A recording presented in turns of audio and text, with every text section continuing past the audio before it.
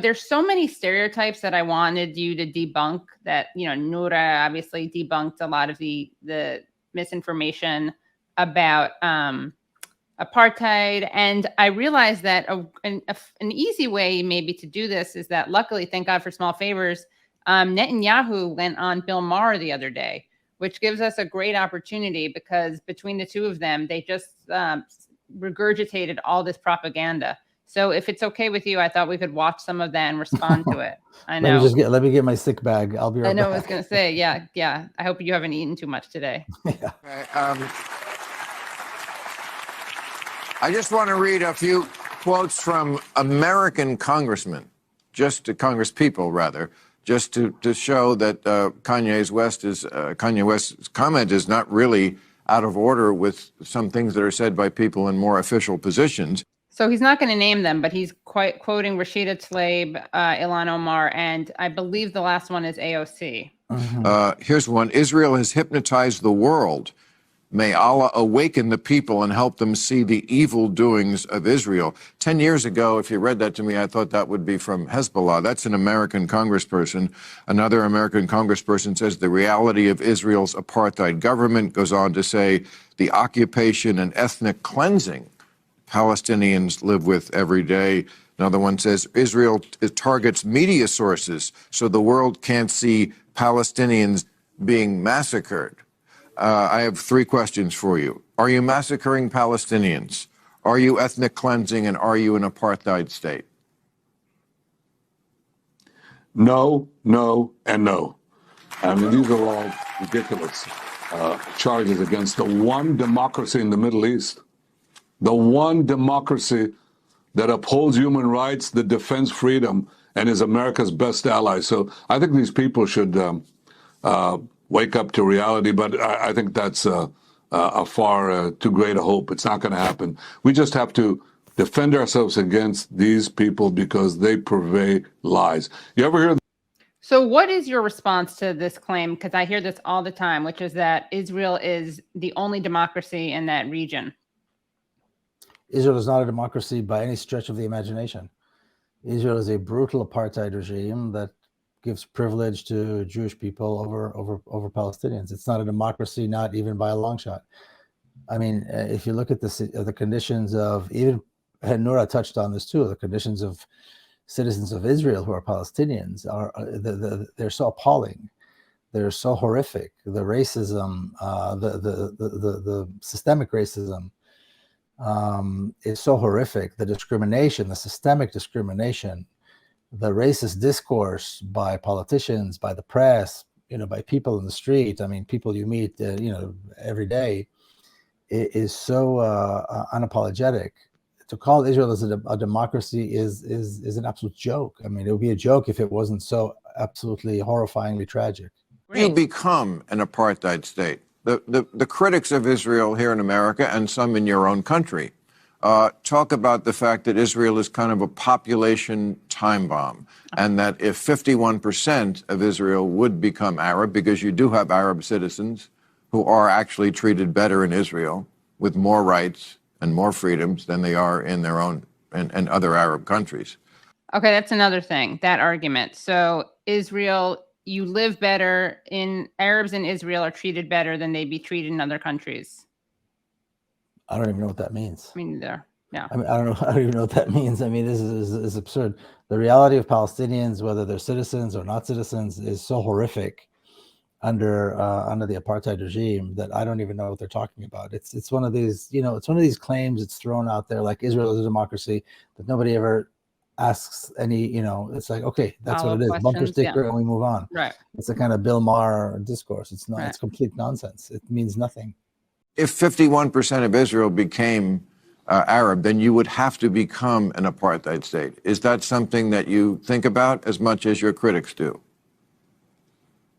Because I think they don't have the facts right. I mean, they're about 20% of Israel's population is Arabs, and they're really the only Arabs in the Middle East who enjoy full and equal civic rights in the Israeli democracy.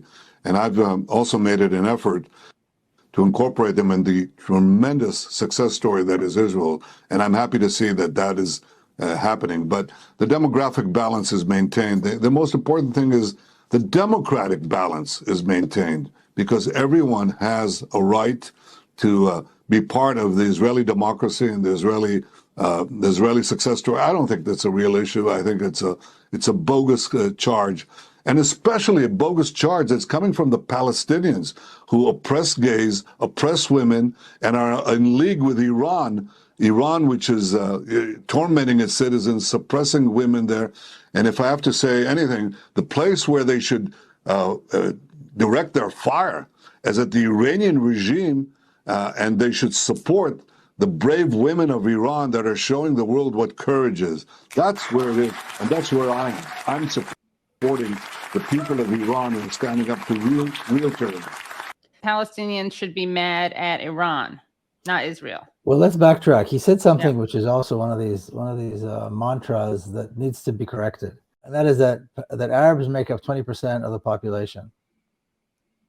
So the way Israel counts Palestinians is very interesting. So Israelis are counted everywhere, from the river to the sea. Palestinians are only counted in the pre-1967 borders.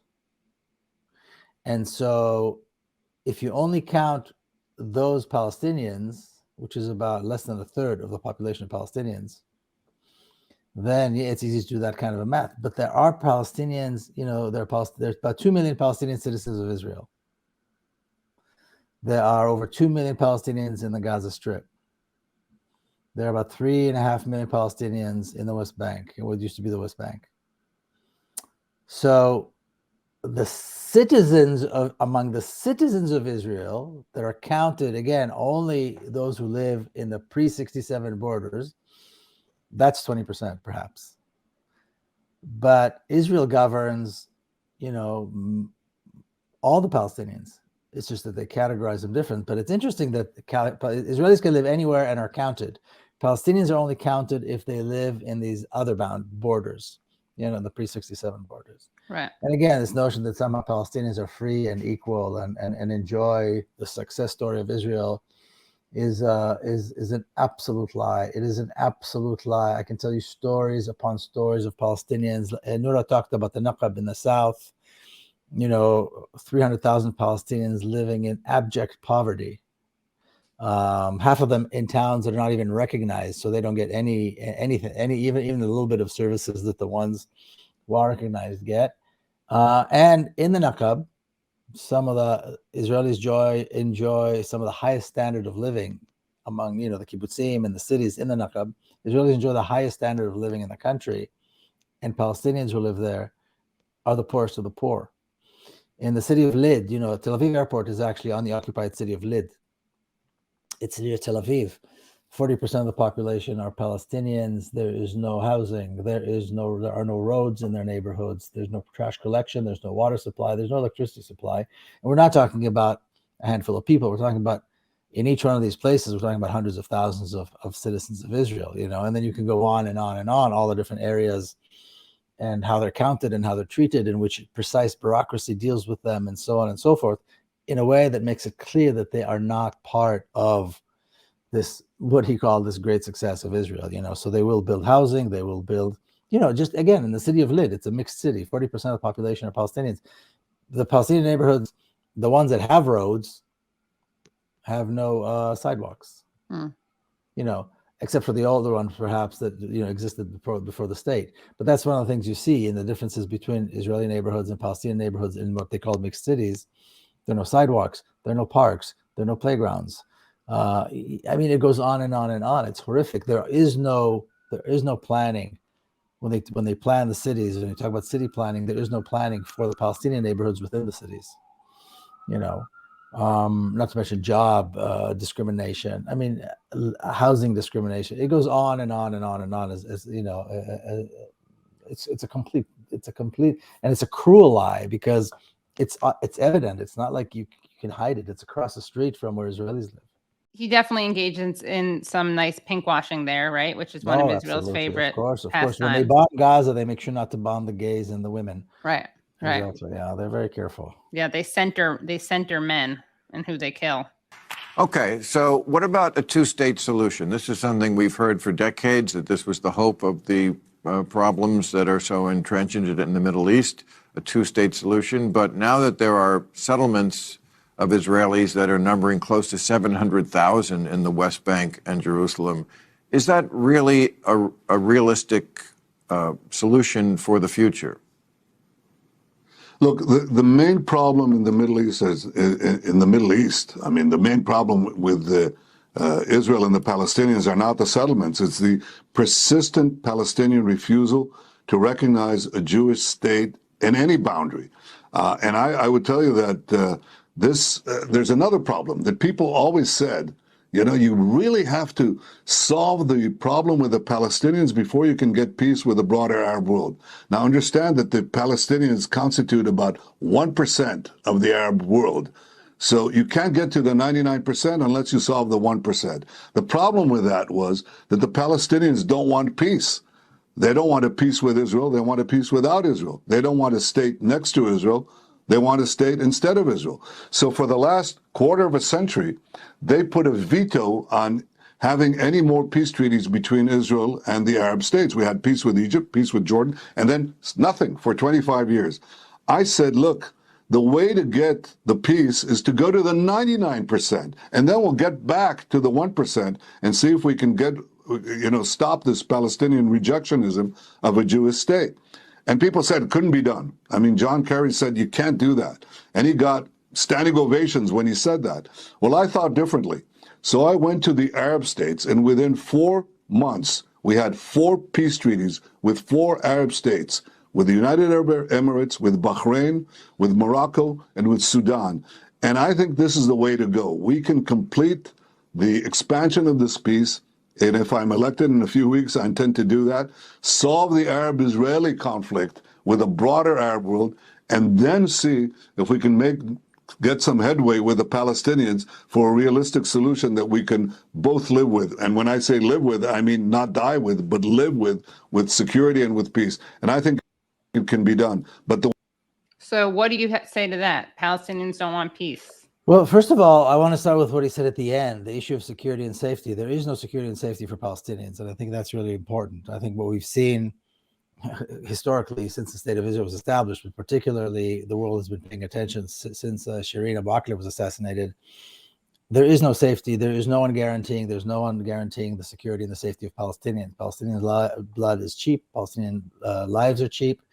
You know, I've been to Palestine 4 times this year already, and it's almost like, you know, you go to visit Palestinian friends, and you go from one family to another, of mourning and mourning of funeral to funeral, and these are all 19, 20, 21, 18, 8-year-old. I mean, they're children. You know, there is no one standing to protect, to defend Palestinians, and this nonsense about the need to supply Israel with security, a country that has this enormous army that's really actually never been militarily threatened, is absolutely outrageous, because the Palestinian child can be killed, and they are killed almost on a regular basis. It could be in Gaza, it could be in Hebron, it could be in Jerusalem, it could be in the Naqab. It doesn't really matter. Palestinians in the state within Israel are not even counted when they're killed, and nothing happens. There's no guarantee. So that if we need to talk about securing the safety and security and the lives of people, it should be the Palestinians right now, because they're the ones who are being killed for the last 75 years. What he said about the Palestinians is another one of these mantras that they don't want peace. First of all, the Palestinians, the PLO, which used to represent the Palestinian people, consistently was the most consistent. Yasser Arafat was the most consistent voice for peace for the last 3 decades of his life, from the mid 1970s until he died, or actually 4 decades almost. And Israel rejected every attempt. Every time the Palestinians said yes to something, every time the Palestinians agreed to end the armed resistance, to recognize Israel, to engage in talks, Israel, of course, came up with more and more hurdles. Now, I don't think Palestinians should recognize the state of Israel at all. I think it was a big mistake to recognize the state of Israel. The state of Israel has no legitimacy and should be recognized as an illegitimate entity, a settler colonial entity that has no legitimacy It is engaged in ethnic cleansing. It is engaged in genocide, and it has established an apartheid regime in Palestine. And they've done all this over the last 75 years. It's not like it started yesterday. Now, all of these three, ethnic cleansing, genocide, and apartheid, are crimes against humanity. These are crimes that are legally defined as crimes against humanity. Crimes against humanity, the idea of the crimes against humanity in the law was established after the genocide of the Jews in Europe, after the Holocaust. And here we are immediately, almost less than 3-4 years after the Holocaust ended, after the genocide was brought to a stop, they established this racist regime in Palestine by Jewish people. And the world allows this to happen. Of course, not all Jewish people, but Jews who bought into Zionism.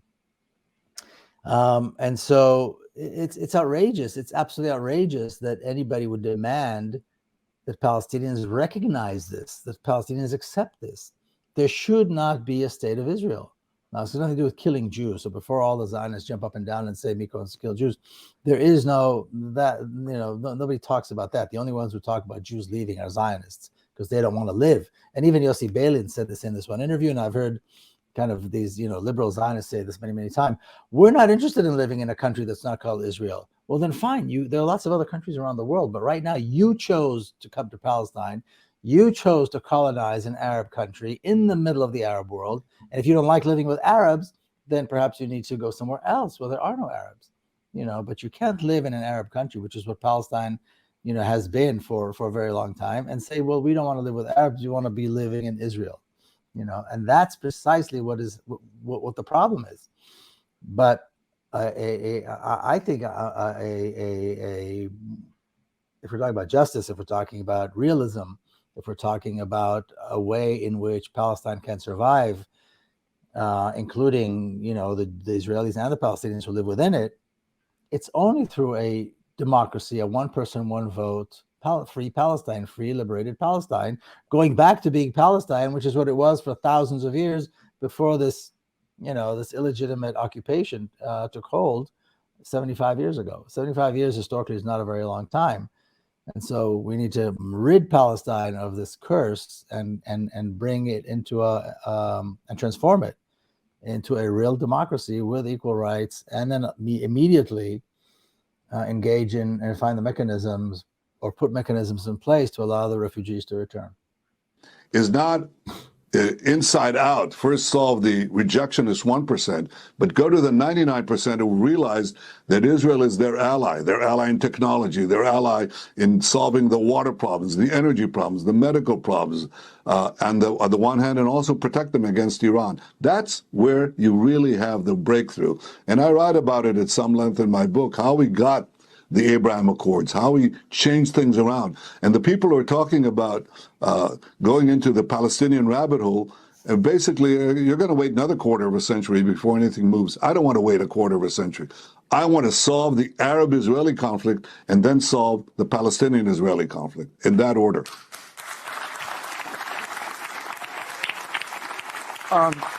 And there is no doubt that Donald Trump, as president, was good to Israel.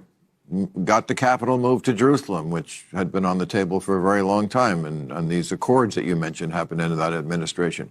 But can you keep those two ideas in your head at the same time, that he was good to Israel, but he's also a dangerous demagogue who tried to have a coup in this country and does not respect democracy or democratic norms? Well, I've had enough with Israeli politics, so I'm going to leave that to you. And I hear the monologue that I must have not heard must have addressed that issue, right, Bill? I've been addressing it since 2016. No one listens to me. It's okay. Anyway, I thank you for doing this. I know it is the 75th anniversary of Israel coming up, and a lot of people thought that might never happen. I know U.S. News and World Report lists them as the 10th most powerful country in the world. It's an amazing success story. I'm just going to say to you to conclude, Mazel Tov on that and all you have done to make that possible for your country. Thank you, Prime Minister Bibi Netanyahu. It would have been interesting if he had brought up the fact that Trump really was encouraging white supremacy, anti-Semitism, also that he wouldn't bring this up, but the fact that Bibi himself cozies up to authoritarian right-wing anti-Semitic governments like Hungary and Poland. But of course, Bill Maher probably doesn't know that. And if he did know that, he probably wouldn't bring it up. You know, Zionism is a racist ideology. So Zionists have always felt very comfortable among racists. There's never been a problem for Zionists to cozy up to racists. I mean, it's a race. It has nothing to do with anti-Semitism. It has nothing to do with Judaism. It has nothing to do with the desire to end racism anywhere. You know, like Trump said, you know, they're good people on both sides. Right. They're wonderful people on both sides. You know, again, racists are racists, whether they be Jewish or not Jewish is really immaterial to this issue. And it's funny because Trump recently said again that the Jews are ungrateful to him. Yeah, and in many ways, if they're Zionists, he's right. If the Zionist Jews need to applaud him because he did something that no president dared to do, which is really a diplomatic atrocity diplomatically, which is to move the capital to move the embassy to Jerusalem and to recognize Israel. You know, I mean, Jerusalem as the capital of Israel. I don't think people understand historically how absurd that is. It's like moving the American embassy in Italy from Rome to Paris. It's that absurd because Jerusalem is not recognized as a part of Israel anywhere internationally. It is not a part of Israel. And the consulates that exist, including the American consulate, predate the state of Israel. So the consuls in these consulates do not report to their embassies. They report to their state departments or their foreign offices in their capitals because they're independent of the diplomatic missions in Tel Aviv. And what they did is they tried to merge these two diplomatic missions, which makes absolutely no sense. You know, my passport doesn't say I was born in Israel, my American passport. It says Jerusalem, because Jerusalem is not a part of Israel. Never has been recognized as a part of Israel and shouldn't be, of course. And so no president was going to do this because it's an absurdity, except a crazy guy like Trump. So I think the Zionists do owe him a debt of gratitude.